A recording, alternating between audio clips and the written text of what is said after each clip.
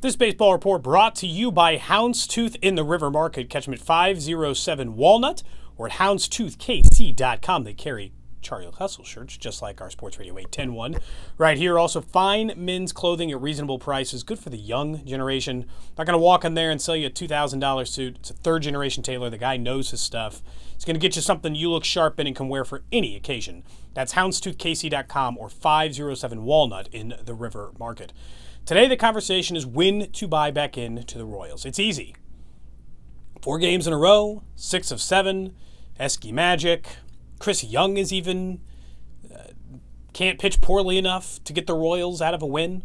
That's how it's going for the Royals right now. And when you're trying to convince yourself whether or not to keep buying, I preach caution.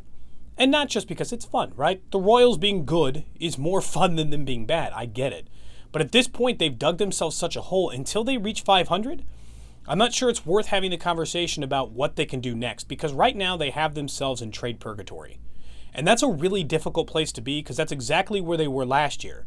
They're not bad enough to fully sell. They're not good enough to really buy. And in the final year of these deals, there'll be no more fence sitting like there was last season. They put the band back together, didn't sell, rode these contracts back out, right? Hosmer, Kane, Moustakas, everybody back. And there was value there last year. And I think they would have moved Wade Davis last year, but the injury caused him to sit. But this is it. They have to make a decision on these guys this year. And right now they're riding that middle line of not knowing which way to fall. That's why I preach patience. They're coming up quickly on that 40-game mark, which Dayton Morris said he'd evaluate before.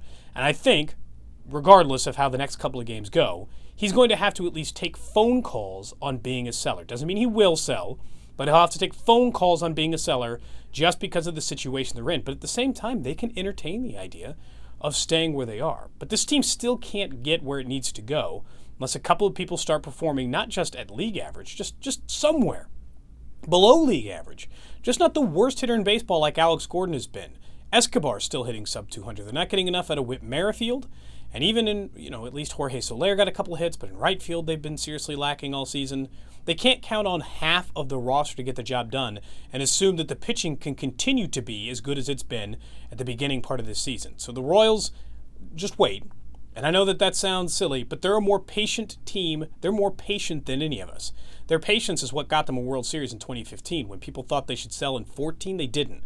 When players looked like they were past it, like Mike Moustakas was hitting 211 coming into a season, they've preached patience, and they'll continue to do so.